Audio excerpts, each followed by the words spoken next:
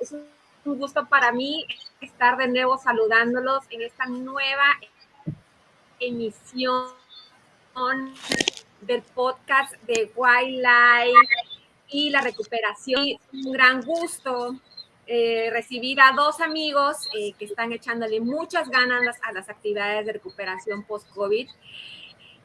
Uno de ellos es un fellow de Wildlife, Luis Martín del Campo, que es de la generación 2016. Y está también aquí una gran mujer que trabaja en conjunto con Luis Martín por esas actividades de recuperación y que tiene como eje central a las mujeres, que es Carolina Fernández, y nos van a contar de un programa buenísimo que están haciendo en conjunto para esta recuperación. Pero antes, como todo emprendedor, todo tiene que empezar por su historia. Y yo quiero empezar primero a preguntarle a Luis Martín, antes de que empecemos a hablar de Cala y del reboot, tu historia, ¿cómo fue? Ahí por ahí escuché unas historias de que eras un white mexican feliz por el mundo y que después decidiste ser emprendedor y por ahí también eres como músico, eres de todo un poco, te gusta este rollo de la meditación, también estás en cosas de sustentabilidad, eres un hombre también trabajando por las mujeres, vives en Cancún, o sea, son muchas cualidades en una sola persona. ¿Qué te llevó a emprender? Y también por ahí, cuéntanos cómo fue que Carolina ahí apareció en tu vida y decidieron, o sea, hacer manos a la obra y estar juntos en esta aventura. Uy, pero pues, uno, ya contaste un chorro de historia, así que gracias, porque la otra pregunta era, ¿cuánto tiempo tienes? Porque puede ser larga y llena de detalles divertidos esa historia. Como bien dijiste, digo, tengo un background, No, una vida... vamos a estar una hora aquí platicando. O sea, Ok. Bueno, como sea, digo, te seguiría preguntando que cuánto tiempo tienes, porque no basta con una hora para contar bien la historia con lujo de detalle. Pero ahí te va. Como bien dijiste, tengo una vida un poco ecléctica desde muy pequeño, tanto con una gran curiosidad por el tema humano y de entender qué es ser un buen ser humano en la Tierra, qué hacemos aquí, una búsqueda espiritual muy fuerte desde pequeño, una familia que combina la parte psicológica de mi madre como psicoterapeuta y de empresarial de mi papá. Soy músico desde los 13 años, estoy tocando batería y percusiones, una forma de expresión para alguien que siempre fue muy racional.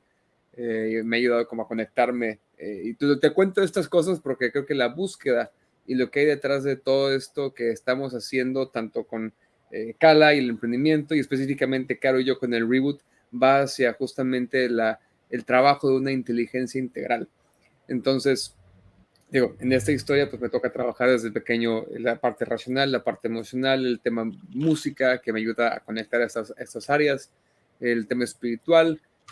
Como bien dijiste también, me bromeo un poco con eso, pero pues es que es la neta sí, o sea, vengo de un background privilegiado también, con una familia muy linda en Cancún y me tocó estudiar en Monterrey, entonces claramente soy un white chican feliz por el mundo, que desde pequeño estaba así como que, bueno, ¿qué onda con ser un ser humano? Bla, bla, bla. Y estando en la universidad en Monterrey, en la UDEM, mientras estudiaba comercio internacional, pero realmente hacía música y casi no iba a clases, pero salí bien, eh, llego a una clase que tenía que ver con emprendimiento, que era un laboratorio optativo de emprendimiento, con un profesor que venía bien chiflado y revolucionado de unas cosas en su maestría en Suecia, perdón, en Lund.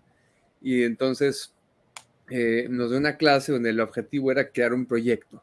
Y como que me mordió el bicho del emprendimiento ahí, desde de por sí ya estaba como que muy clavado con ver qué está pasando y como que perspectiva y las corrientes y tendencias y tecnología.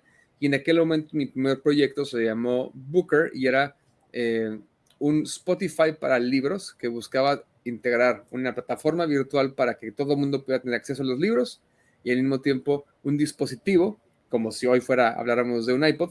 En ese momento era un e-reader, un libro con tinta digital, y la idea era hacer un ecosistema, o sea, así como que pisando de los salones al Kindle de Amazon hace 13 años, básicamente. Entonces, empecé el camino de emprendimiento hace 13 años con ese proyecto, y lo metimos en incubación, y en fin, toda una larga y linda historia de altibajos ahí, de irme a dar mis primeras conferencias hace también cerca de 12 años en Ciudad de México con la Cámara de la Industria Editorial, y bueno, ahí entro. Y lo divertido de esa historia es que desde el principio estaba como buscando un tema de educación y de impacto. O sea, era emprendimiento, sin saber que se llamaba emprendimiento de impacto, pero buscando combinar el generar un impacto en acceso a la educación y al conocimiento con una reducción de uso de papel, porque el uso de un chorro de papel para los libros y cosas, y bueno, vete a saber si tenía lógica o no eso en términos sustentables, pero sonaba bien para mi cabecita en ese momento,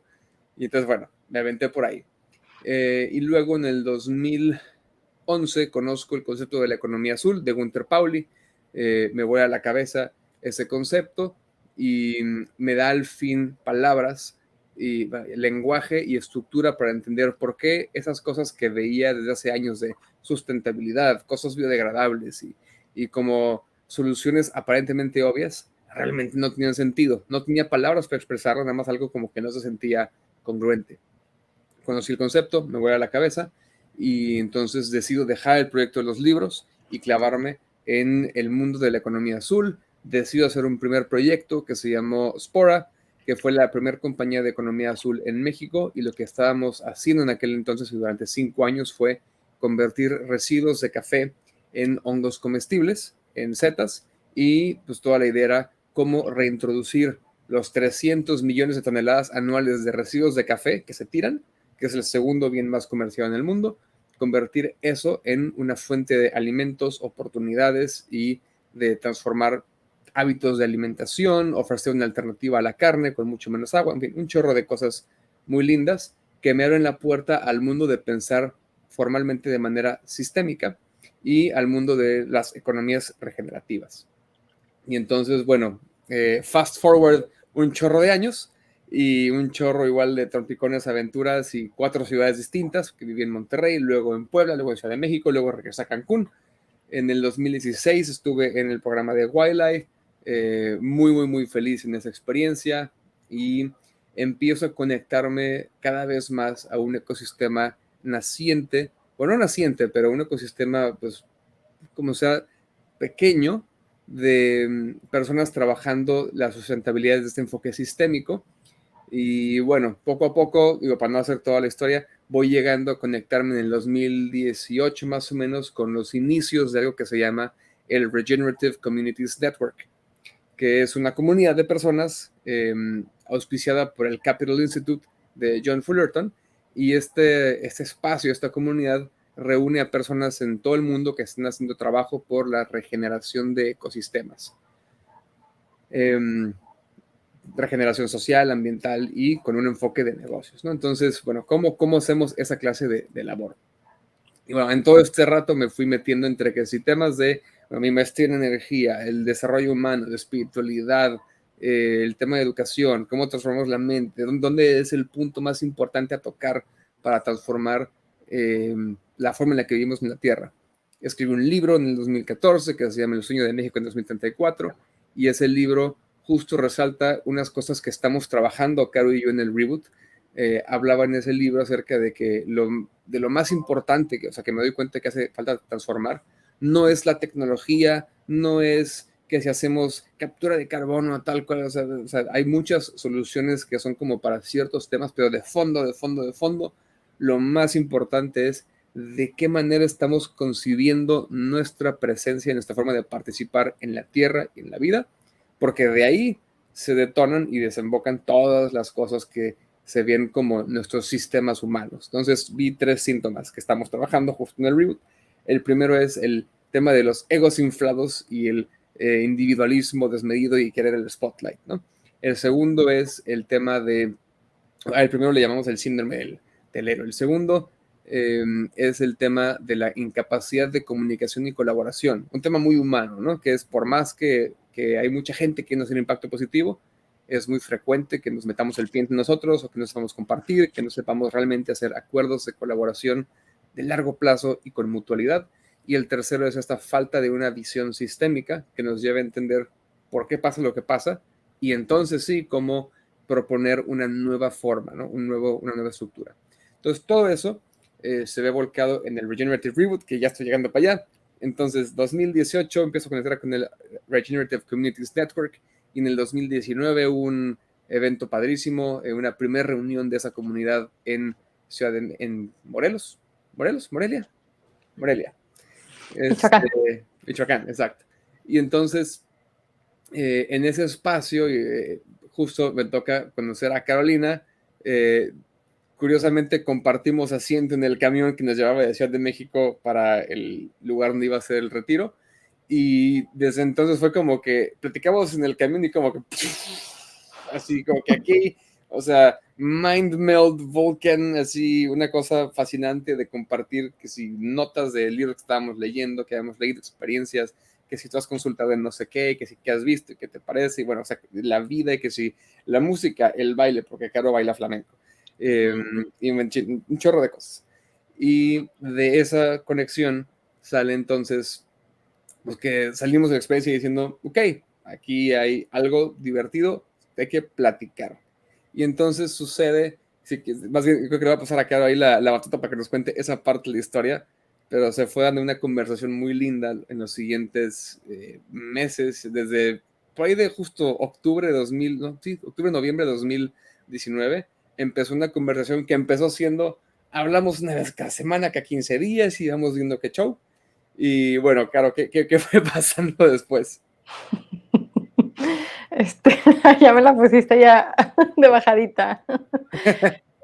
Bueno, ya para concluir la historia, sí, nos enfocamos mucho en primero nutrir la relación y saber qué nos interesaba a los dos y en qué teníamos en común, qué fortalezas, qué debilidades, etcétera, pero sin mucha presión, sin la presión de, híjole, tenemos que desarrollar un negocio, necesitamos un proyecto así súper impresionante o algo así, no, muy, muy ameno y muy tranquilo todo y como empaparnos bien de lo que estaba, en lo que estaba trabajando Luis y él empapándose en lo que yo estaba trabajando. Y bueno, ¿y qué te puedo decir?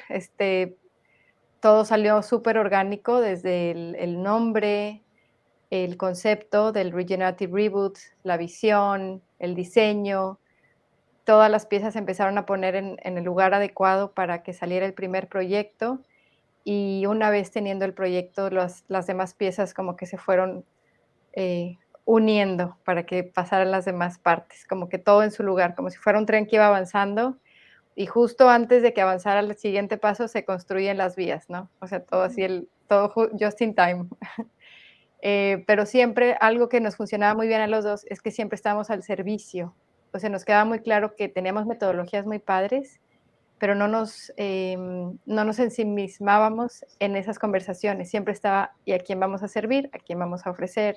¿O quién va a ser el cliente? ¿O a quién estamos ayudando? Entonces, en ese sentido, los dos con un espíritu muy emprendedor que hizo que facilitara que hasta ahorita todo vaya tan bien y tan bonito y se vaya organizando tan bien, ¿no? Pero bueno, ya te platicaremos más del reboot. Ok, pues bueno, muchas gracias Carolina por explicar cómo se dio esta red de colaboración.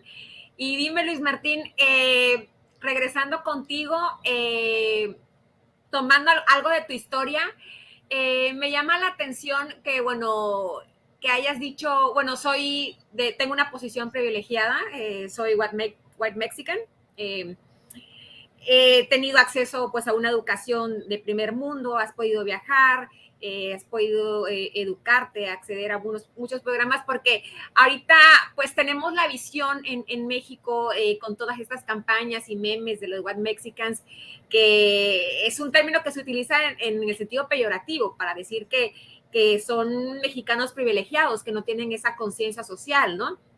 Entonces yo cuando te veo a ti, pues finalmente no encajas en en esa definición. O sea, tienes los ojos claros, la piel blanca, pero has accedido a muchas oportunidades, pero me queda claro que no eres así. O sea, que tienes los pies bien puestos en la tierra. Pero, ¿qué fue lo que te hizo a ti? ¿Hubo un momento clave que tú dijiste, quiero ponerme...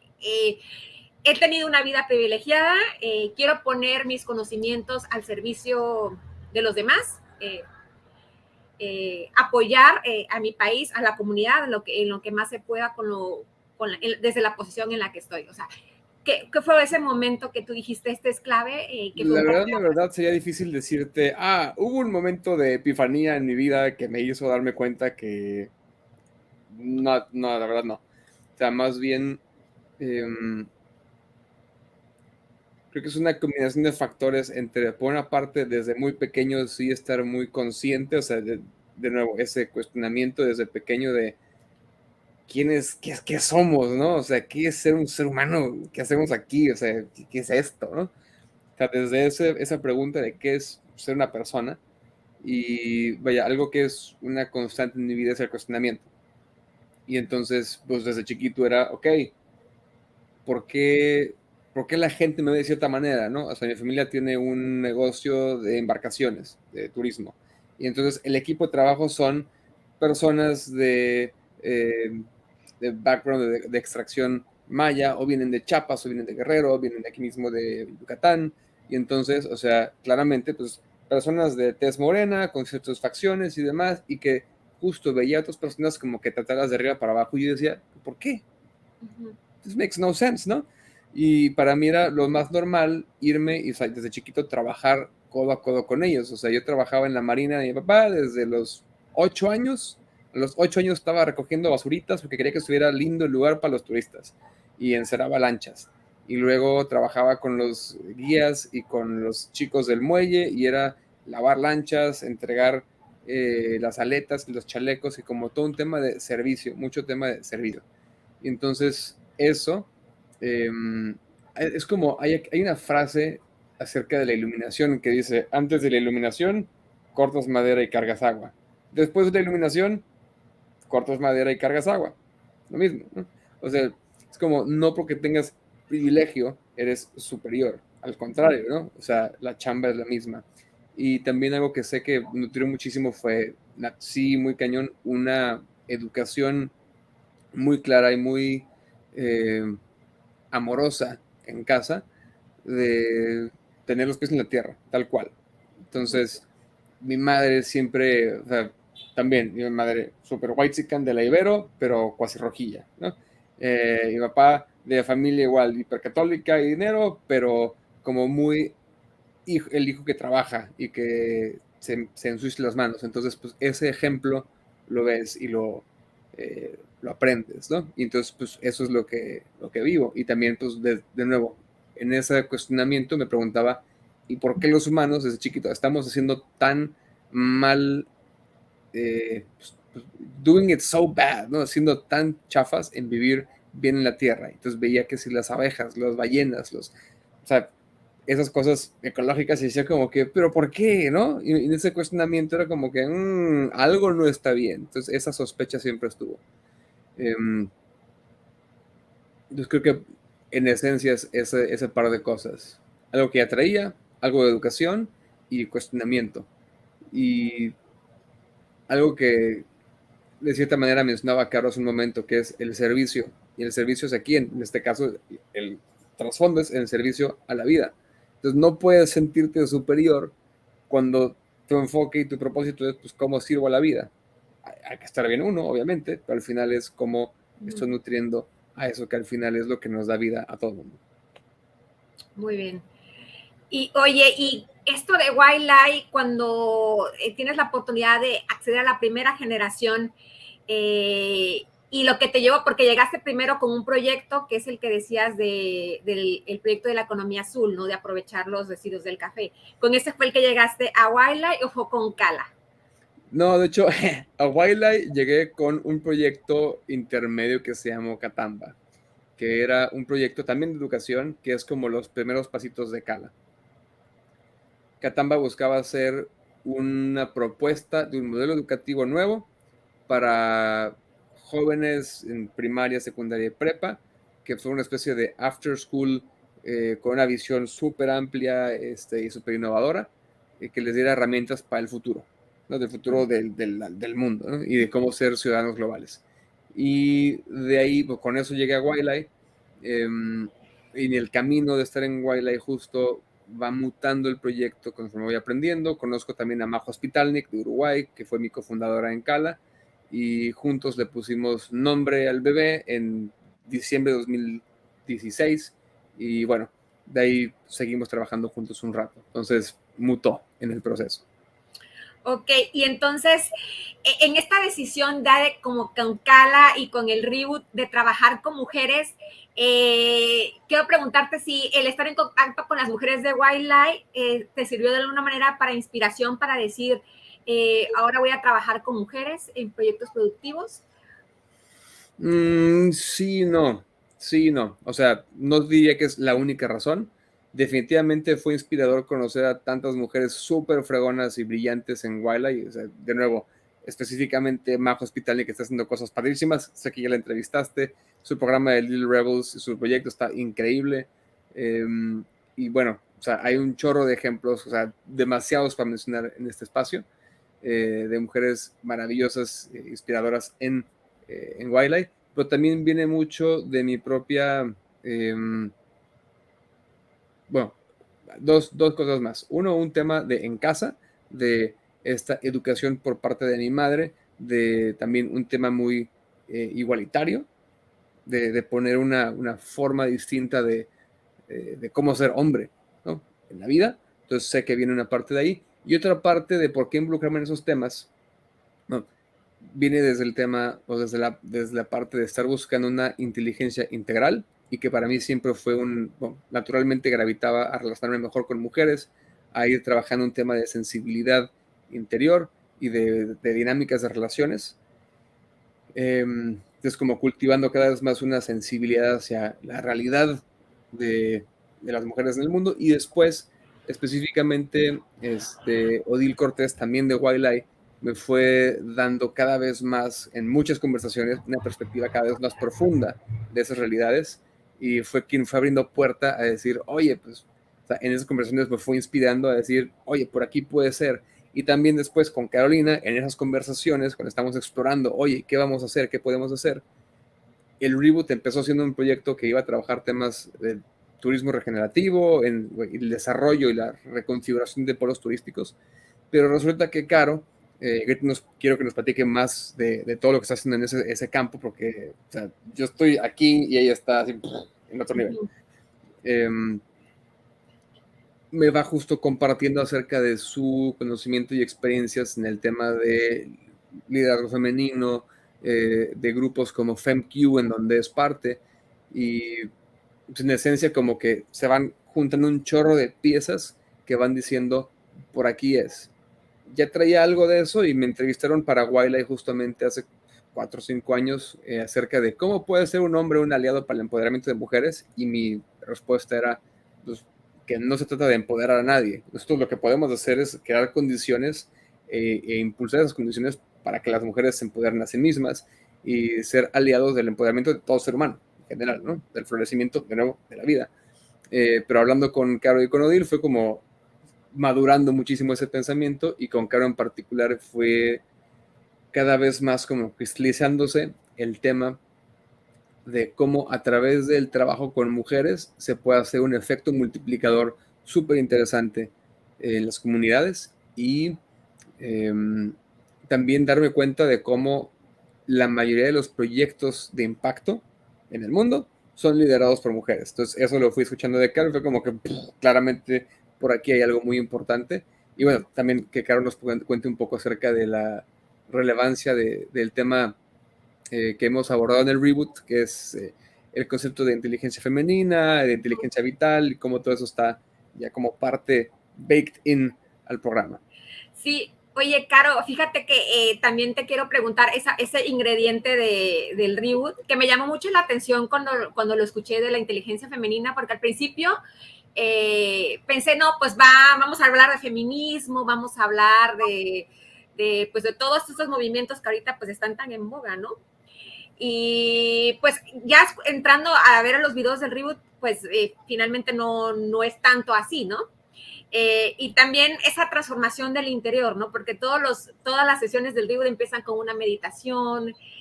Uno podría decir, no, pues igual que tiene que ver esa transformación del interior con esa transformación del ecosistema, ¿no? En mi caso, que tuve una formación del ITAM, neoliberal, muchos dirán decir tecnocrática. A mí, en lo personal, cuando escuchaba yo esas cosas hace algunos años, decía, bueno, ¿eso qué tiene que ver? Está muy zen, ¿no? Pero ahora que lo escucho, me da mucho sentido porque somos parte de un todo, ¿no? Y también esa salud mental que debemos de tener es crucial, ¿no? Para llegar a un puesto de liderazgo, para poder transformar nuestra comunidad. ¿Cuántas personas que no están igual en el mejor estado interior nos están liderando y pues cuáles han sido las consecuencias, ¿no? No precisamente las que más benefician a todos. Entonces, Caro, ¿qué nos puedes decir de que este concepto que manejan de inteligencia femenina y de transformación del interior? Claro, qué linda. No, pues hay mucho que decir, pero déjame empezar con lo más importante. No alcancé a platicarte mucho de mi historia, pero básicamente haciendo así una recapitulación muy, muy corta para traer la relevancia de la inteligencia femenina, es una conexión muy fuerte desde chiquita con la naturaleza. Entonces, siempre como que con las montañas, soy de Monterrey, con las montañas de Monterrey tan hermosas, cuando íbamos a caminatas, cosas así, ¿no? Como que algo muy especial ahí. Y también una conexión muy fuerte con los negocios. Entonces ya tuve toda mi carrera, etcétera, estudié, viajé, trabajé fuera, ahorita estoy viviendo fuera. Me empezaba yo a dar cuenta que las mujeres siempre eran las que traían a la mesa el tema de impacto positivo, ¿sí? Entonces, pero era como que, o sea, mi mente tonta pensaba que decía, es que son las que tienen tiempo de dedicarle a estas cosas, imagínate. Hasta que fui escalando y fui a dar con las CEOs y fui a dar con las de más alto nivel y me di cuenta, no, son las que más arriesgan. Usualmente son las mujeres las que más arriesgan para traer a la mesa un tema de impacto positivo, de sostenibilidad, de género, de igualdad, son cuestiones ecológicas, etcétera. Entonces, y sí, resulta que en términos generales existe el dato de que el 70% de las iniciativas de impacto positivo están lideradas o ejecutadas o operadas por mujeres en todo el mundo, no nada más en Latinoamérica. Entonces, sí hay algo ahí de las mujeres que tiende a cuidar el sistema del que dependemos, ¿sí?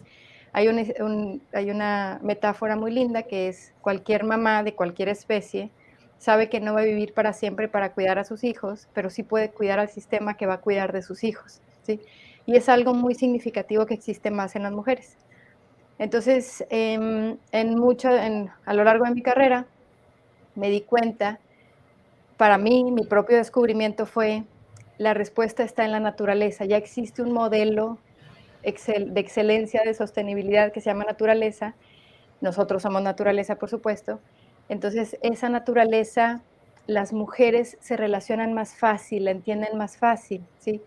Yo ahora mi carrera como profesional soy experta en términos, bueno, estudié biomimesis, em, soy experta en temas de ver a un negocio como un sistema vivo, como si fuera un sistema natural. Y me daba cuenta que mis clientes usualmente eran mujeres y que las mujeres le agarraban la onda más rápido. Entonces, para mí era como un darme cuenta que las mujeres ya de por sí intuitivamente tienen esa conexión con el sistema y con la naturaleza un poquito más fuerte, ¿no? Digo, no había hecho la conexión tan rápida, ahorita ya suena muy, muy obvio todo lo que estoy diciendo, pero cuando yo empezaba a conectar los hilos, era todo un descubrimiento para mí muy fascinante, ¿no? Entonces, acá en el Reboot tenemos muchísimo cuidado de usar el término inteligencia femenina hay de todo, hay inteligencia femenina, energía femenina, intuición femenina, muchas cosas, ¿no? Tenemos mucho cuidado porque no queremos poner una etiqueta más a las mujeres, ¿no? Ahora resulta que las mujeres también tienen que hacer esto y cuidar a la naturaleza y etcétera. No, no, no va por ahí, sino más bien es un sentir que existe tanto en hombres como en mujeres, más frecuentemente en mujeres, pero no nada más en mujeres. Mi papá tenía una inteligencia femenina muy fuerte, mi mamá también, pero mi papá la tenía muy fuerte, donde que se puede desarrollar, ¿sí? Que se puede desarrollar y que esa inteligencia tiene que ver con cómo nos percibimos como seres humanos dentro de un sistema vivo, ¿sí? Digo, le puedo seguir más, pero básicamente ese es el concepto principal de la inteligencia femenina, a cómo lo estamos usando en los términos del Regenerative Reboot, con la metodología de regeneración y todos los términos que tengan que ver con impacto positivo, ¿no? Ok, y cuéntenos más de los equipos, de las mujeres con las que están trabajando, de las historias de impacto. Sé que todavía ahorita están, corriendo el programa, están apenas empezando la parte de implementación, pero si nos pueden contar cuáles son los proyectos que están y por qué se eligieron esos proyectos. Claro No que sé, sí. Caro o Luis. Claro que sí, claro que sí. A ver, tenemos 18 proyectos padrísimos que están divididos, bueno, están ubicados en 3 bioregiones en México. Entonces, de entrada, a ver, dijiste algo divertido al principio, cuando hablabas en una pregunta anterior acerca de que si me veo como white chican, pero no actúo como white chican en parte, en parte. O sea, si actúas un poco como white chican. Seguramente hay cosas que uno no se da cuenta, no puede evitar. Pero en la parte de tener este tema de conciencia y usar el privilegio a favor, sí. O sea, a favor de beneficiar al servicio de la vida, sí. Y lo traigo otra vez porque el punto es, creo que disfrutamos un poco de ser como el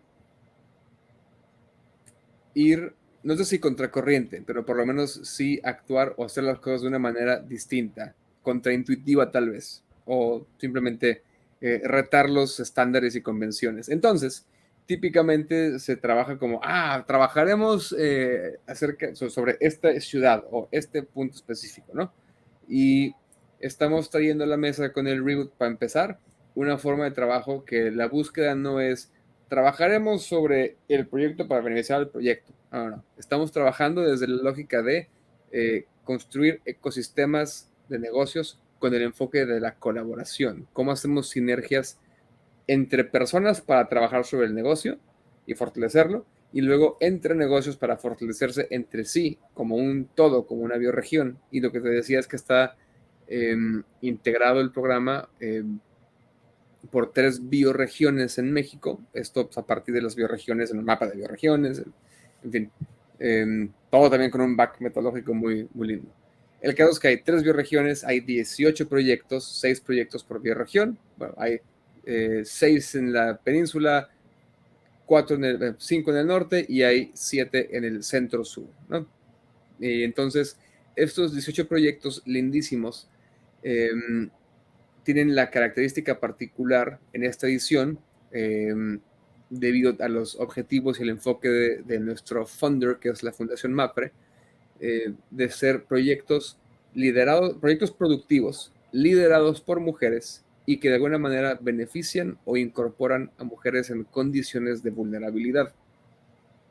Pavo un trabalenguas, ¿no? Pero padrísimo, porque lo que estamos haciendo en este programa es la búsqueda de hacer un acercamiento entre diferentes estratos sociales, diferentes realidades y contextos, para que hablen un idioma común y para que el privilegio y la fuerza que está en niveles más altos pueda fluir y beneficiar en servicio a los proyectos productivos liderados por mujeres que conocen y viven en un contexto donde saben qué hace falta para las mujeres en condiciones de vulnerabilidad. Entonces, bueno, eso es un poco la lógica. Entonces, estos 18 proyectos hay de todo.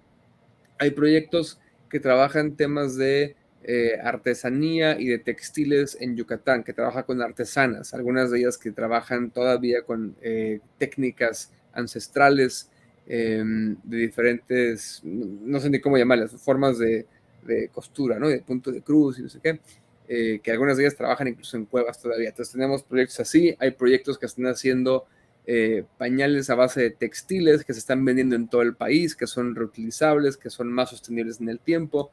Hay proyectos que tienen que ver con una mayor salud y una relación más sana con la parte de los periodos femeninos, y tienen temas de copas menstruales. Hay otro que tiene que ver con una, ¿cómo se llama esto? Una crema bloqueador solar hecha de ingredientes naturales que son producidos por mujeres de comunidades en Guadalajara, y que aparte de eso, el proyecto de alguna manera involucra un elemento de educación financiera para ellas. Hay proyectos que son colectivas de mujeres produciendo alimentos en comunidades rurales. Hay proyectos de mujeres en Yucatán también haciendo producción de literalmente chaya, menta, hierbabuena y algo más. Así se llama el proyecto. Pero aparte padrísimo porque son mujeres de la comunidad que tienen, o sea, 50, 60 años y que están con un bagaje de conocimiento de herbolaria padrísimo, trabajando con mujeres jóvenes, y entonces hay todo una revalorización de saberes y costumbres ancestrales, y cómo se están poniendo ahora de nuevo en marcha, reactivando. Y justo parte de lo que hace el programa es buscar cómo los activamos, juntándolo con otras formas de comercializar o de vincularles con cadenas de suministro. Bueno, I can go on. Hay proyectos que tienen que ver con mole y chocolate en Oaxaca. Hay un proyecto que me fascina que tiene que ver con la producción de diferentes tipos de textiles y de ropa, que está en Oaxaca, que trabaja con mujeres que hablan únicamente zapoteco. O sea, cosas fascinantes. Hay un proyecto en el norte que se llama Patio Magenta, que tiene que ver con un espacio cultural que da atención psicológica. En fin, o sea, hay un chorro de cosas bellísimas culturales, de alimentos, de textiles, de agro. Hay un proyecto en Quintana Roo que trabaja con 1000 mujeres permacultoras. En fin, es una abundancia padrísima y una diversidad muy, muy linda. Y la razón por la que se eligió estos proyectos es que buscábamos proyectos que tuvieran, evidentemente, liderados por mujeres, que beneficien de alguna manera a mujeres en condiciones de vulnerabilidad y que ya existan. Porque la idea es trabajar no con proyectos nuevos, y que significa como que, ay, batallar a ver qué idea y cómo la validas. No, queremos trabajar con quien ya tiene una compenetración con la comunidad, un sentido ya de confianza con las mujeres con las que trabaja, y que por lo tanto es más fácil llegar y poder beneficiar a esas mujeres que son parte de esa comunidad. Que todo el enfoque del reboot de esta edición es en beneficiar a esos grupos para reactivar la economía como respuesta a los temas que vienen del COVID, justamente, ¿no? Los retos que vienen del COVID. Entonces, bueno, una respuesta un poco larga, pero es que de veras qué belleza son esos proyectos. Sí. Oye, Caro, y cuando ustedes lanzan la convocatoria del reboot, ¿cómo es que deciden, como con base a qué deciden que estos son los proyectos a los que les vamos a apostar para la capacitación? Sí, pero si me permites decir una cosita antes, que es con lo que acaba de terminar Luis, que tiene que ver con la reactivación económica. En este tema también ligado a la inteligencia femenina. Fíjate nada más que resulta que las empresas y las economías que hacen mimesis a la naturaleza o que usan inteligencia femenina son más abundantes, generan mejor utilidad y generan mejor un Producto Nacional Bruto más alto, ¿sí? Entonces, esta es información súper nueva, no sé, lleva 2 años. Uno de mis mentores escribió un libro al respecto, está sacando el segundo.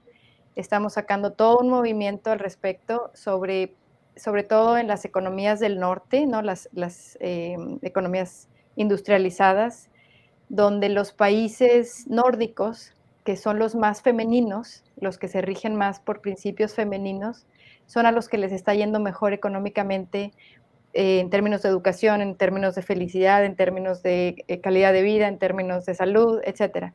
Entonces, nada más para ligar la parte de que cuando O sea, podría sonar a una decisión suave el decir, ay, vamos a involucrar la inteligencia femenina porque cuidamos el medio ambiente, pero ya estamos superando esa conversación a decir, es que ese precisamente es la llave para lograr una abundancia en todos los sentidos, incluyendo el financiero, ¿sí? Y ahí es donde se liga con la parte de reactivación económica.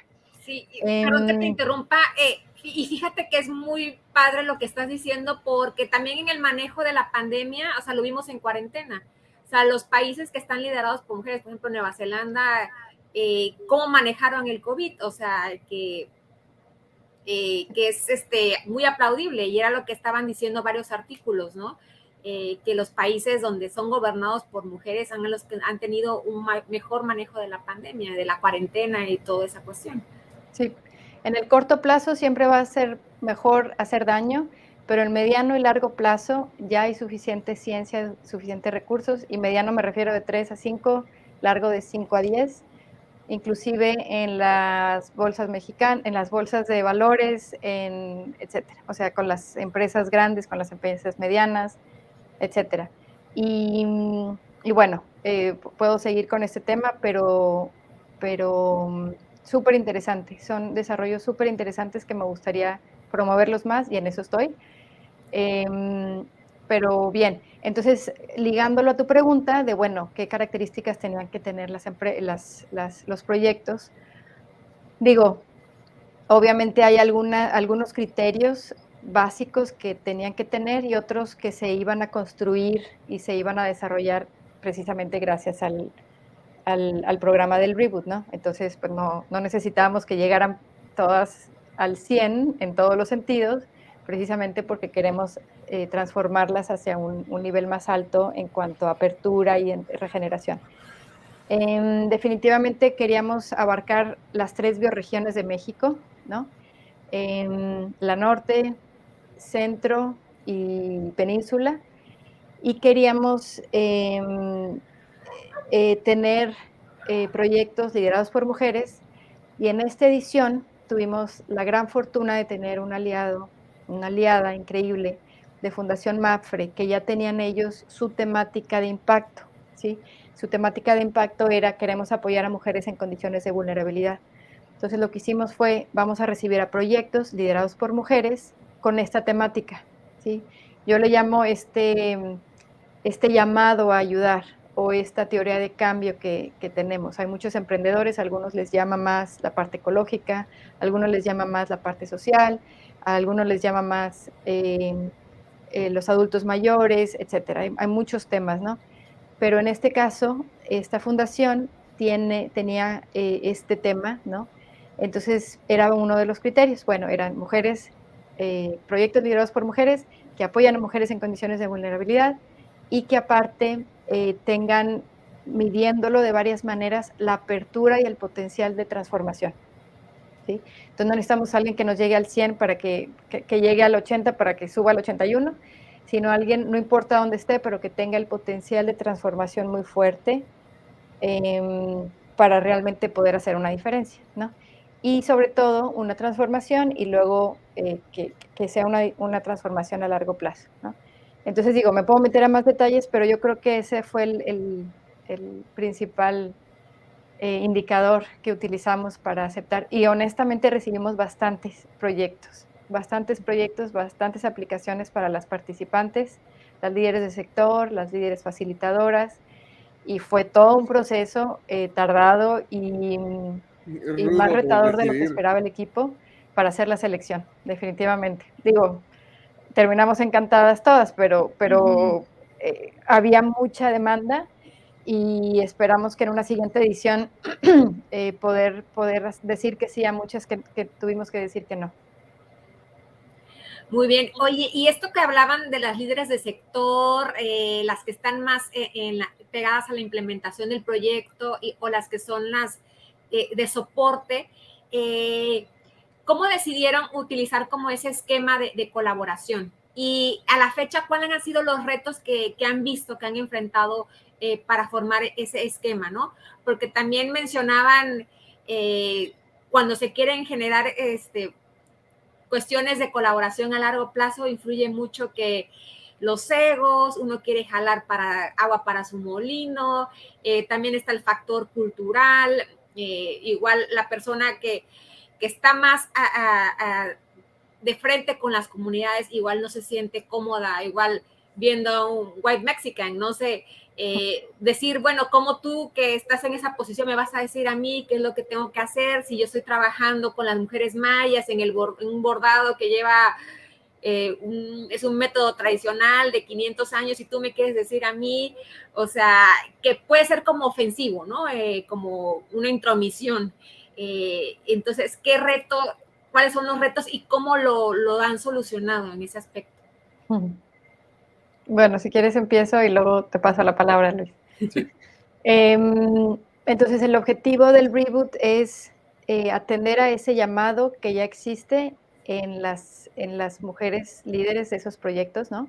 En este caso, atender a mujeres en condiciones de vulnerabilidad, pero crear un cambio sistémico, ¿sí? Un cambio en el sistema. Entonces, para poder hacer un cambio en el sistema, necesitamos activar diferentes sectores, diferentes niveles del sistema. Entonces, no nada más se trata de vamos a escoger un nicho especial donde las mujeres ya se entienden, ya sea un nivel socioeconómico o un nivel educativo. No, no, no. Si queremos movilizar el sistema, necesitamos aprender a colaborar multinivel, multisector, multidimensión, multicultura, etcétera. Sobre todo en México, que tenemos tantísima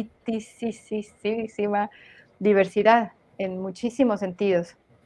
Entonces, ese era el encanto del programa, pero también el gran reto, y sigue siendo un reto. Y entonces, parte de los criterios de selección eran cuando una persona está al servicio de algo y está realmente comprometida y está realmente apasionada por ese tema, tiende a bajar un poquito el ego y tendemos a ser un poquito más, perdonamos un poquito más y dejamos pasar muchas cosas que usualmente no nos caerían en gracia. Entonces, por una parte eso estuvimos buscando y por otra es parte de la capacitación el cómo lidiar con esas situaciones de fricción, cómo crear un vocabulario en común entre todas las participantes, cómo podemos crear dinámicas diferentes de colaboración, cómo podemos dejar de vernos de arriba para abajo y de abajo para arriba y compararnos, sino más bien cómo aportamos cada quien al cambio al sistema. Entonces, transformamos una dinámica así a una dinámica, pues a lo mejor no estamos empatando, pero nos vamos a alinear para estar al servicio de alguien más, ¿sí? Eso era como fundamental y hablamos mucho en el reboot de flujos, o sea, vamos a dejar que fluya, vamos a dejar que fluya, no necesitamos encontrar una verdad absoluta, pero vamos a dejar que fluya para llegar a un estado de más salud, lo que sea que estemos hablando, ¿no? La colaboración, el negocio, el proyecto, el sistema, la bioregión, etc. Entonces, sí ha sido, o sea, sigue siendo, no, todavía no se acaba el reboot, ha sido un aprendizaje bien lindo. Yo creo que en términos generales todos estamos súper entusiasmados y entusiasmadas, pero obviamente y anticipábamos que iban a salir cosas retadoras, pero honestamente me gustaría que estuvieran aquí las participantes, ¿no? Y que más bien te contestaran ellas sobre toda esta pregunta, porque ellas son las heroínas. Aquí estamos Luis y yo, pero en realidad ellas son las que están haciendo muchísimo trabajo, las que son maravillosas, las que son increíbles, las que perdonan, las que dejan ir, las que a veces les molesta algo, pero lo dejan pasar porque están al servicio de alguien más. Y es una cosa completamente enternecedora, que ojalá y la próxima vez podamos invitar a alguna de las participantes para que las conozcas y ahora sí no tengamos que, no me gustaría tomar no me gustaría adueñarme de ninguna imagen que les corresponda a ellas, ¿no? A ellas les corresponde ese reconocimiento de pasión y de entrega y de servicio, ¿sí? Nosotros estamos al servicio de ellas. Muy bien. Algo, siguiendo por ahí con esa pregunta, algo que preguntabas era, oye, pero ¿y qué onda? ¿Cómo están manejando cuando llegan ustedes a querer decirles cómo hacer las cosas? Y creo que algo importantísimo también del enfoque que estamos manejando es que no venimos a decirle a nadie cómo hacer nada. Al contrario, de nuevo, ponemos al centro y al principio, el enfoque es el propósito, y el propósito es servir a la vida, y en este caso eso significa servir a las mujeres que lideran los proyectos y las mujeres en condiciones de vulnerabilidad que se benefician de esos proyectos. Y entonces, desde esa conversación y esa narrativa, lo que presentamos es simplemente, oye, existen estas herramientas, estos conceptos, estas cosas que creemos que te pueden servir en tu camino para generar un mejor impacto. Y entonces, desde ese enfoque, creo que se desactivan mucho esas prácticas que, hay que decirlo, son coloniales, de yo tengo aquí las respuestas y tengo que decir cómo hacerlas. Guácala, no es por ahí. Y inclusive una de las lecciones que tenemos en el programa es justamente cómo trabajar con comunidades, cómo acercarte con ellas para desde la humildad construir confianza y aprender a escuchar. Y una lección común que escuchamos tanto en nuestra ponente, que tiene un chorro de expertise, como justo lo que buscamos en esa sesión fue tal cual decir, bueno, nos vamos a callar nosotras y más bien ustedes cuéntenos qué es lo que ustedes han aprendido en sus propios procesos. Y entonces salió una conversación súper rica donde cada una de ellas nos fue compartiendo de su contexto qué les ha funcionado para construir confianza, dinámicas de integración, de que realmente les permitan trabajar con las comunidades, en fin, todo eso. Entonces, la respuesta es que creo que el enfoque de cómo trabajar eso y cómo incluso ser irrelevante en el tono de piel, el color de los ojos y el privilegio de fondo es cuando tenemos al centro esta búsqueda de un propósito común. Cuando tenemos eso, las demás cosas se vuelven estéticas, se vuelven accesorios, se vuelven spice, pero estamos con una cosa compartida y entonces cambia completamente la conversación. Muy bien. Oye, estamos ya a punto de cerrar. Se nos ha ido muy rápida esta hora. Muy interesante todo lo que están haciendo con el reboot. Es difícil de digerirlo porque pues es toda una metodología nueva, novedosa y ojalá que si es que hay una segunda temporada del podcast, que esperemos que sí, pues ya vengan con los resultados, con las participantes. Y pues me gustaría saber cómo van a medir ustedes el impacto de los proyectos, el impacto del reboot. Alguien que quiera decir, Caro, o sea, que es muy difícil, a todos se nos complica, pero... Bueno, de entrada quiero poner por ahí el hecho de que vamos a trabajar justamente con una Wildlier que es experta en el tema, que Odil Cortés y todo el equipo de Integrarse van a estar trabajando con nosotras en la medición de impacto, junto con, o sea, con el equipo interno del Reboot, que dentro del equipo, Pilibet Aguiar, que es parte del equipo y que es una fregona en temas de investigación, ella va a estar a cargo de todo el tema de medición. Y entonces, respondiendo un poco lo que planteas, pues digo, está complicado sintetizarlo porque es todo un entramado de pilares. Vamos a estar viendo, buscando medir los impactos en términos económicos, sociales y ecológicos, por supuesto.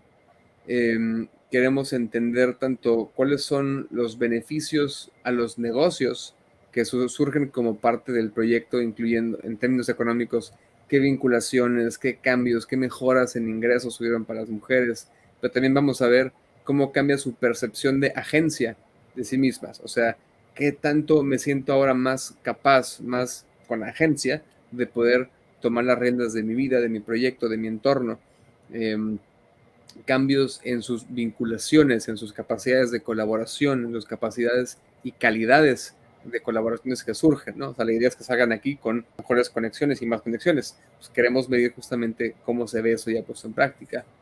En fin, un sinnúmero de cosas. Lo importante es que justo una cosa así tiene un reto también, y es que un proyecto de esta índole es un enfoque sistémico. Los cambios sistémicos toman un chorro de tiempo Entonces, por más que le quisiéramos poner una ventana de sí, vamos a medir dentro de 6 meses, un año, espérate, o sea, los cambios de esto se van a ver también dentro de 2 años y 3 años, y son difíciles de medir, ¿no? O sea, es como la causa está aquí en el tiempo y el efecto se ve mucho después, porque es la naturaleza de un proceso sistémico. Muy bien. Y bueno, pues todos sabemos la situación del COVID, de la pandemia, que pues ahorita están haciendo muchas actividades de recuperación los fellows en la comunidad Wildlife. Y entonces quiero preguntar a los dos, ¿cómo ha sido trabajar, cómo han ustedes, por decir así, aprovechado esta situación adversa, sacar ventaja, por decirlo así, eh, para sus empresas, para sus proyectos?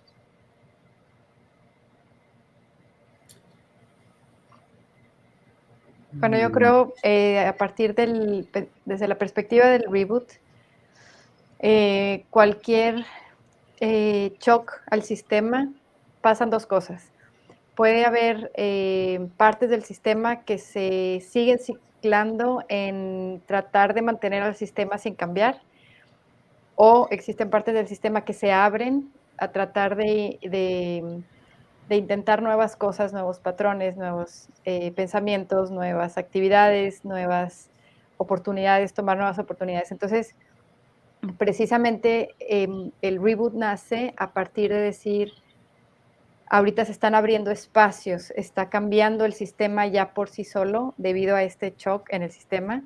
¿Cómo podemos aprovechar estas aperturas que se están presentando, ¿no?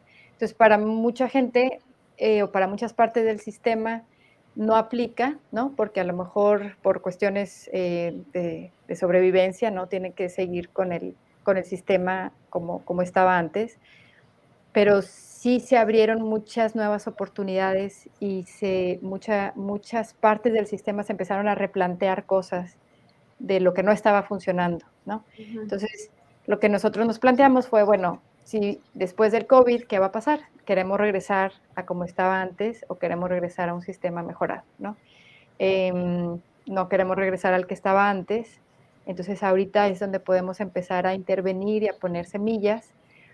Esa era la idea, pero la verdad es que el COVID no nada más fue durante el COVID, sino es un antes y un después del COVID, y yo creo que no importa que ya haya pasado, que se cierre la etapa, que ya todos estemos vacunados y que todo esté funcionando bien, ya cambió la percepción de mucha gente y la gente ya se dio cuenta de muchas cosas y ya esa apertura ya se creó por mucho tiempo más adelante. Eso es lo que pienso en cuanto al reboot.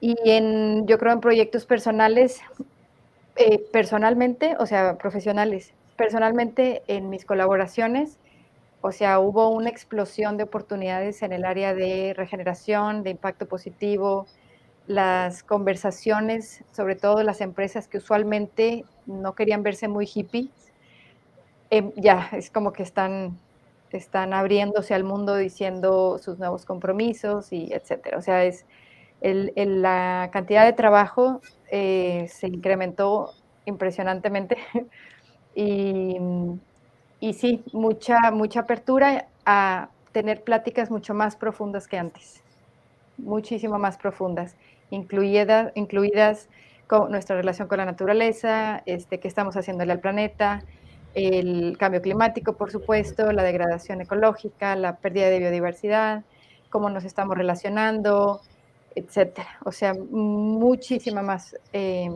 profundidad y una sed de conectar a otro nivel con otras personas, pero también con la tierra a la que pertenecemos, ¿no? Entonces, yo sí noté un cambio muy, muy fuerte en las conversaciones y en las intenciones antes y después del COVID, definitivamente. No sé tú, Luis. No sé qué sumarle porque creo que, o sea, lo diría palabra por palabra igualito.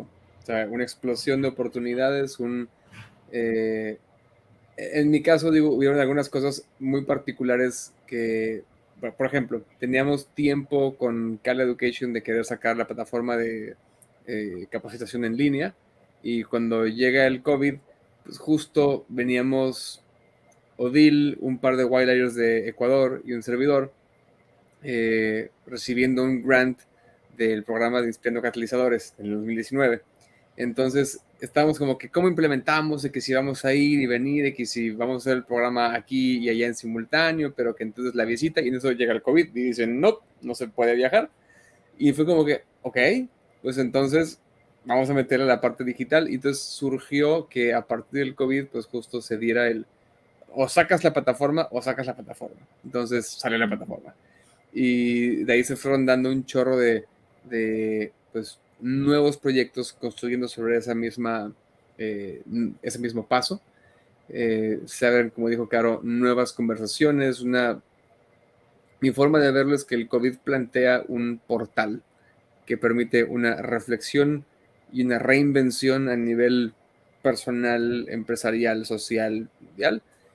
Y entonces ahí es donde justo empiezan a surgir esas conversaciones en esos espacios, en las empresas, en los boardrooms, en las juntas, en los gobiernos, y que empiezan a permitir que, que sucedan cambios que estaban por mucho tiempo pendientes y que se acepte que eso que antes era visto como hippie ahora es como que necesario y que cambie un poco la perspectiva. Entonces, pues tal cual, eso ha generado un montón de oportunidades, un montón de...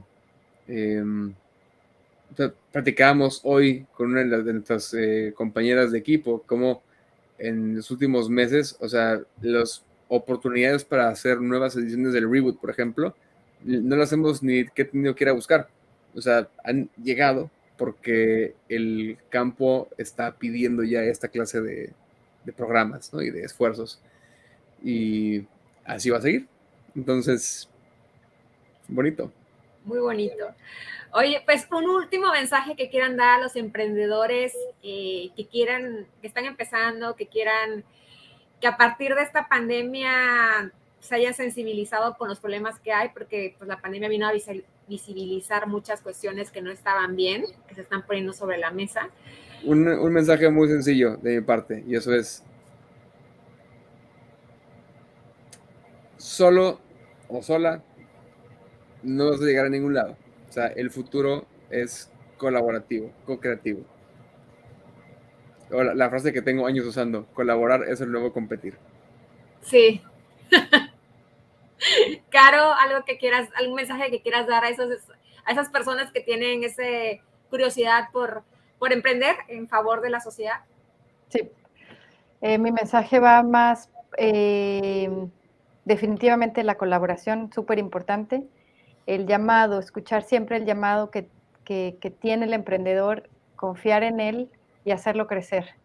Tenemos suficiente, en general los emprendedores tienen suficientes herramientas o tienen acceso a herramientas, al Business Model Canvas, etcétera. Y a veces el emprendedor se puede perder entre tantas herramientas, entre tantos caminos, entre tantas oportunidades, porque esto es una explosión y así va a seguir. Cuando nos alineamos con el llamado, se aclaran muchas cosas. Entonces, obviamente tiene que hacer sentido en la cabeza, los números tienen que hacer sentido, etcétera, etcétera, etcétera. No arriesgarnos de más ni nada, pero el llamado siempre es, o la intuición, o esa parte, quita del camino muchas telarañas que pudieran estar por ahí estorbando a la dirección a donde queremos ir, ¿no? Eso me ha servido muchísimo, porque, repito, salen oportunidades y uno se puede diluir muy fácil, y más como emprendedor, cada espejito nuevo está padrísimo, y más en el impacto positivo. Hay metodologías maravillosas que siguen saliendo, pero una manera de traer claridad es: ¿a qué vine aquí? ¿Cuál es mi rol en este momento del tiempo, en este sistema? ¿Cuál es mi llamado? A contribuir. Y no hay pierde. De ahí ya no hay pierde. Sí, eso es buenísimo. Sí, ha sido un tema frecuente el traer a la mesa que dentro de las colaboraciones, justamente, qué es lo que hace que funcionen, tal cual lo que acaba de decir Caro, que ubiques cuál es tu special thing, unique genius, esa cosa que solo tú puedes traer al ecosistema, y entonces que expreses eso. Y ahí se encuentra entonces de qué manera hay espacio para todos los seres. Muy bien, estar focus, sí, ¿no? Porque salen oportunidades que el fellowship, la conferencia, la incubadora, y a veces nos Shiny olvidamos. New Work Syndrome.